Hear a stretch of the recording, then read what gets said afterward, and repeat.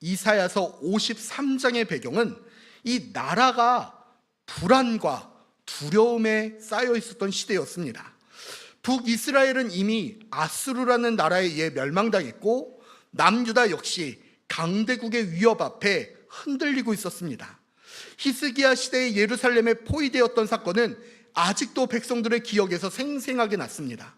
한번 포위되었던 도시는 언제든 다시 무너질 수 있다는 공포를 안고 살아갑니다.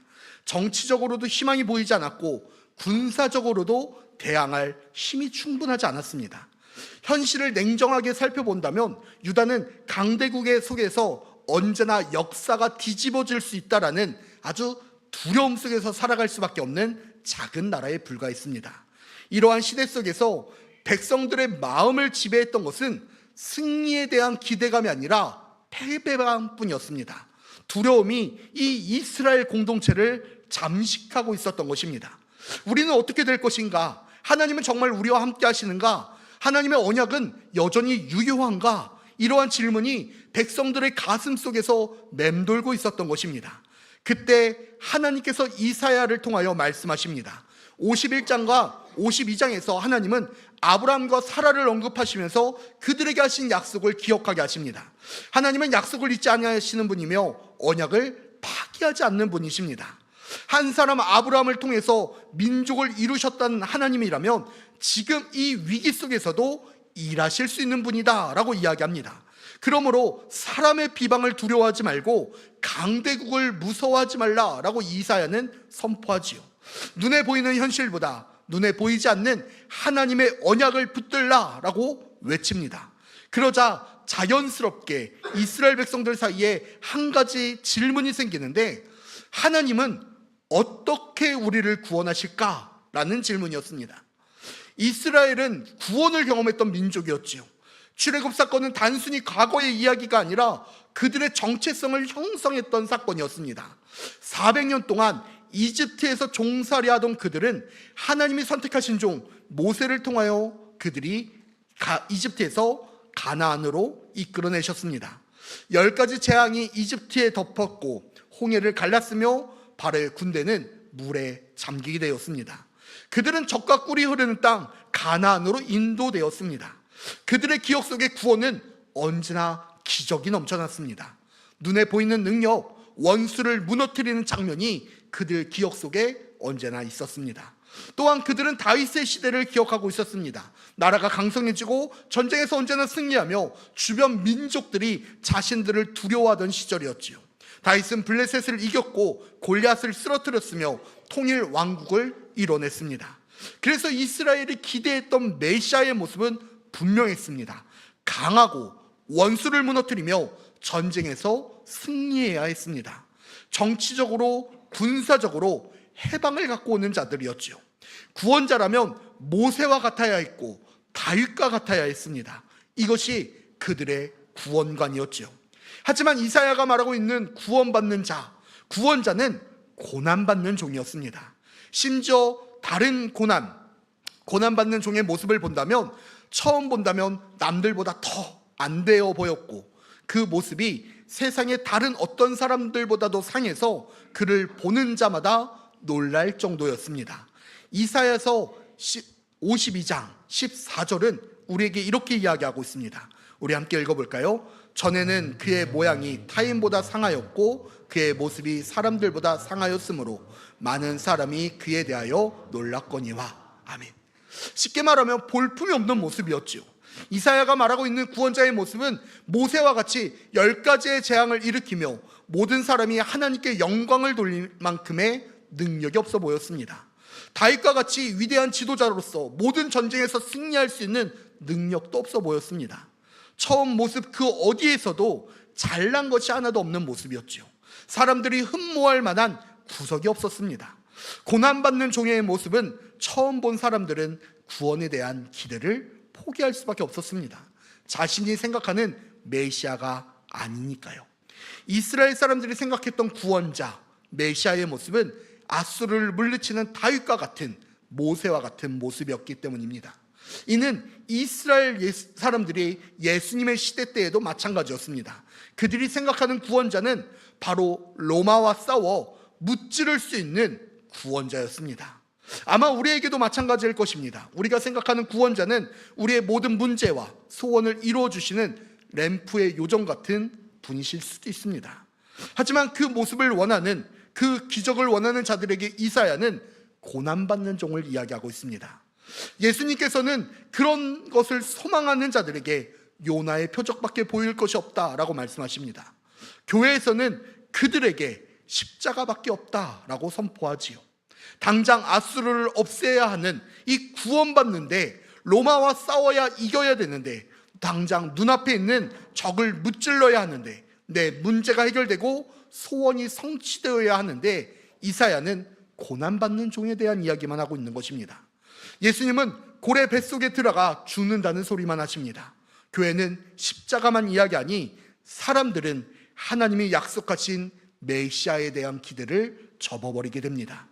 고난받는 종 예수 그리스도를 그 어떤 능력과 권세를 갖고 있는 분으로 생각하지 않았던 것이죠. 하지만 이는 고난의 종, 이 요나의 표적 십자가를 올바르게 이해하지 못했기 때문입니다. 이사야서 52장 13절은 이렇게 이야기합니다. 보라, 내 종이 형통하리니 받들어 높이 들어서 지극히 존귀하게 되리라. 아멘. 모든 사람들이 능력 없다라고 말하며 볼품 없다 말하는 이 고난받는 종을 하나님께서 형통하게 하시겠다라고 말씀하십니다. 또한 거기에서 머무는 것이 아니라 받들어 높임을 받고 크게 존경을 받게 될 것이다 라고 선언하십니다. 모두가 무시했던 그 종을, 그 누구도 기대하지 않고 관심 갖지 않고 사랑하지 않았던 그 고난받는 종이 가장 높이 들려서 모든 이들에게 존경을 받게 될 것이다 라고 말씀하십니다. 지금 사람들은 그 가치를 모르지만, 죽어가는 그 모습으로 예수님을 판단하지만 결국 그것이 우리를 구원할 일이라 말씀하고 계시는 것입니다. 그리고 그 고난받는 종이 바로 예수 그리스도였습니다. 마치 이는 현대 미술 작품을 보는 것과 같아요. 제가 하나의 작품을 보여드리려고 하는데, 이 작품은 사이 톰블리라는 작가가 만든 무제라는 그림입니다. 사이 톰블리라는 이 작가는요, 이 그림에 낙서 드로잉을 통해서 독창적인 양식을 보여줬던 작가입니다. 기존에 없었던 획기적인 방법으로 색다른 작품을 보여서 자신만의 미술 세계를 펼쳤다라는 평을 받아요. 이 작품의 평을 보면요, 얼핏 보면 아무렇게나 시갈려 쓴 서체 같은 모습이지만 여기에 강렬한 에너지와 작품성이 묻어나 있다라고 표현합니다. 사실 저는 이 그림을 보면서 이해가 되지 않습니다. 만약 누군가가, 아니 제가 여러분들에게 이 그림을 선물해 드린다면 이 그림을 받으실까요? 이것을 거실 한가운데 거실까요? 그런데 이 처음 보는 그 순간에는 그럴 마음이 없을 수도 있습니다. 그러나 이 그림의 가치를 보면 생각이 달라지실 것입니다. 이 그림은 2014년 크리스티 뉴욕 경매에서 약 7천만 달러, 지금 환율로 약 1085억에 낙찰되었다라고 합니다. 이처럼 가치를 알지 못했을 때는 낙서에 불과한 미술품이지만 가치를 보면 달라집니다. 가치를 알기 전에는 고난받는 종으로 예수님을 무시하고 무관심으로 대할지 모르겠지만 그 가치를 알면 달라지게 되는 것입니다. 이사야가 고난받는 종에 대하여 말씀을 선포한 지 700년이 지났지만 여전히 사람들은 고난받는 종을 선호하지 않았습니다. 기대하지 않았죠. 때문에 고난받는 종으로 오신 예수님을 잡아 고통과 고난의 십자가의 형을 지시합니다. 그런데 예수님은 로마 군대가 자신을 체포하러 왔을 때에도 그 어떤 능력도 보여주지 않으십니다. 오히려 그 고난을 묵묵히 다 받아내세요. 그 어떤 변명과 변호를 하지 않으십니다. 이 모습을 보고 있었던 이스라엘 백성들은 예수님에 대해서 이렇게 생각했습니다. 이사야서 53장 3절, 오늘 본문 말씀 우리 함께 읽겠습니다. 그는 멸시를 받아 사람들에게 버림받았으며 함부를 많이 겪었으며 질고를 하는 자라 마치 사람들이 그에게서 얼굴을 가리는 것 같이 멸시를 당하였고 우리도 그를 기이 여기지 아니하였도다. 아멘. 예수님이 십자가에 달려 돌아가실 때에 예수님을 변호하고 예수님을 지키기 위하여 목숨을 걸었던 사람은 아무도 없었습니다. 죽을 병이 고쳐지고 놀라운 이적들을 경험했으며 5천 명이 먹는 역사를 경험했지만 다들 로마라는 권력 앞에 숨어 지켜봤습니다. 예수님이 고난받는 그 길을 같이 서 있는 것만으로도 대단한 믿음이라 할 정도로 모든 사람들이 다 도망쳤습니다. 예수님이 잡히시고 고난받는 그날, 그곳에 있었던 사람들은 예수님을 죽이라고 말하였습니다. 모두가 예수님 앞에서 자신의 얼굴을 돌렸고 모른 척했습니다. 더 이상 그들에게 예수님은 구원자가 되지 못했습니다. 그렇다면 1차원적으로 하나님은 이사야 선지자를 통하여 아수르에 의해서 멸망당할지 모른다는 두려움에 빠져 있는 자들에게 왜 고난받는 종을 선포했을까요? 그리고 하나님은 왜 우리에게 보내주신 예수님을 고난 가운데, 고통 가운데 있게 만드셨을까요? 왜 고난받는 자가, 고통당하는 자가 우리의 구원자가 되고 메시아가 되어야 할까요? 바로 예수님이 구원자가, 메시아가, 그리스도가 고난을 당해야 우리가 영원한 구원을 얻기 때문입니다. 문제는 우리가 여전히 죄인이었기 때문에, 예수님이 잘못했기 때문에 하나님의 심판을 받고 징벌을 받고 고난을 받는다라고 생각하는 사람들이 있습니다. 십자가에 달린 예수님이 고난받는 종이라는 사실을 깨닫지 못하고 이스라엘 백성들은 십자가를 저주라라고 외칩니다. 신명기 21장 23절은 이렇게 이야기합니다. 그 시체를 나무 위에 밤새도록 두지 말고 그날에 장사하여 내 하나님 여호와께서 내게 기업으로 주시는 땅을 더럽히지 말라. 나무에 달린 자는 하나님의 저주를 받았음이니라. 아멘. 실제로 여호수아는 아이 왕을 나무에 매달았고 가나안 땅에 5 왕을 죽인 다음에 나무에 매달았습니다. 또한 에스더에서 아하수에로 왕은 이스라엘 백성을 모함했던 하만을 나무에 달아 처형했었지요. 그렇게 십자가형에서 죽으신 예수님은 하나님의 저주를 받은 자다라고 이스라엘 백성들은 생각할 수밖에 없었습니다. 그들에게 십자가에 달려 죽으신 예수님은 치욕이고 부끄러운 존재였습니다. 나무에 달려 죽은 자를 우리는 구원자라고 아무도 생각할 수 없었습니다. 이런 생각 가운데 하나님은 왜 예수님이 우리의 구원자가 되고 이스라엘의 구원자가 되시는지에 대해서 말씀하시는데, 그게 아이들과 함께 살펴보았던 53장 5절 말씀이었습니다. 그가 찔림은 우리의 허물 때문이요 그의 상함은 우리의 죄악 때문이라. 그가 징계를 받음으로 우리는 평화를 누리고 그가 채찍을 맞음으로 우리는 나음을 받았도다. 아멘. 하나님께서 말씀하시기를 원래 그 저주는 내가 받아야 하는 저주였다라는 것입니다. 그 찔림은 내가 받아야 하는 찔림이었습니다. 그 상함은 내가 당하여야 하는 상함이었고 그 징계는 내가 받아야 하는 징계였습니다. 저 십자가의 저주와 심판은 예수님이 아닌 내가 달려 있어야 하는 곳이었습니다. 그런데 예수님이 나를 대신해 저주를 받으시고 찔림을 당하시며 상함을 당하시고 징계를 받으셨습니다.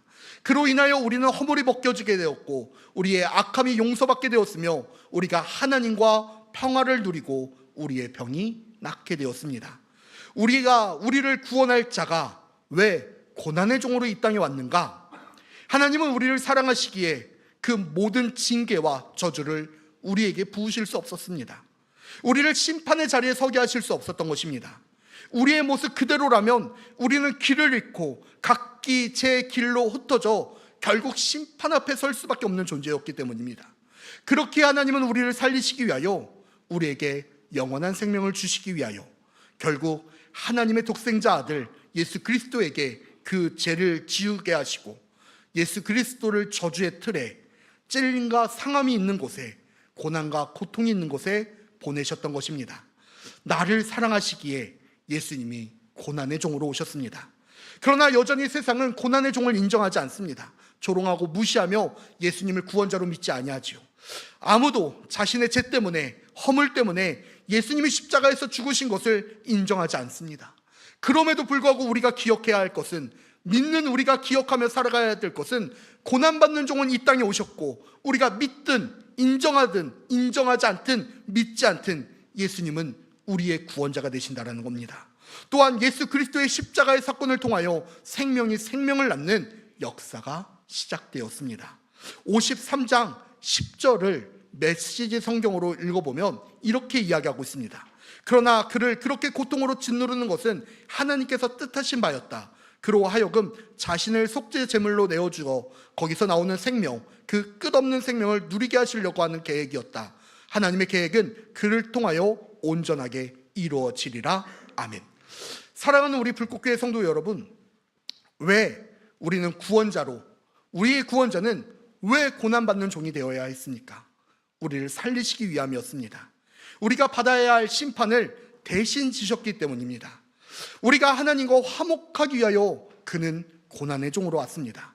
이 사실 앞에 우리는 두 가지를 결단해야 될 것입니다. 첫 번째는 고난받는 종을 멸시했던 자리에 서지 말아야 합니다. 십자가를 부끄러워하지 아니하고 그 안에 하나님의 능력이 있음을 고백해야 합니다. 두 번째는 그 사랑에 합당한 삶으로 응답해야 할 줄 믿습니다. 우리의 죄를 가볍게 여기지 말고 십자가 앞에서 자신을 돌아봐야 합니다. 탐욕과 미움, 이기심을 붙들고 있다면 은혜를 말할 수 없기 때문이지요. 주님은 우리를 위하여 십자가를 지셨습니다. 그 죽음이 우리의 생명이 되었습니다. 그러므로 이제 우리가 십자가를 바라보며 살아가기를 간절히 축복합니다. 멸시받는 그분을 귀히 여기며 고난받는 종이 나의 구주가 되셨음을 고백하며 살아가야 합니다. 그 사랑을 아는 자는 달라집니다. 그 은혜를 믿는 자는 변화됩니다. 오늘 우리가 나를 위하여 고난받는 종으로 오신 그 예수님을 바라보며 그 멸시를 받았으나 나를 위하여 죽으신 그 예수님을 기억하며 이 고백이 우리의 신앙의 고백이 되기를 간절히 축복합니다. 제가 기도하겠습니다.